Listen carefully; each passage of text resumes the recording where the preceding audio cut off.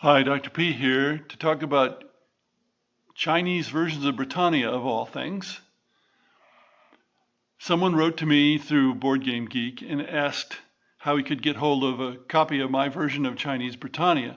Well, I haven't made one, or rather I haven't had one published. I really haven't made one that I played even.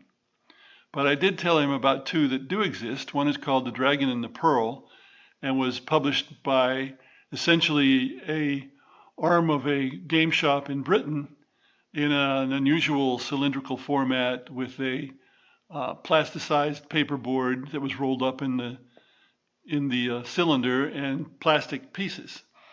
And I have not played that, but from looking at it, I thought it probably could be a pretty good game. It was very much like my original Britannia. There's also something called China the Middle Kingdom, published by Decision Games. Unfortunately, the author, the designer, made the egregious error of limiting all action to the current borders of China, which makes no sense at all. Of course, the same designer wrote in an article that China had never been invaded successfully by a foreign power, and that's just ridiculous. So he had some axe to grind.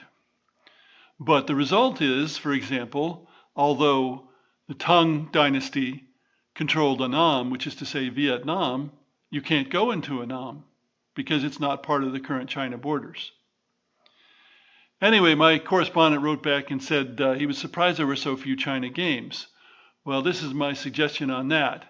First of all, the Chinese have been the enemy for the USA for quite a long time, and the enemy for Western Europe, really.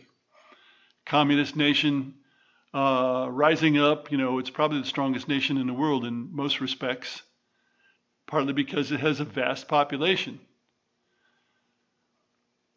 So if the Chinese are the enemy, you're less likely to see games about China. Second, I think Eastern history will always be less attractive to Westerners than Western history because it's far away and it's foreign and so on.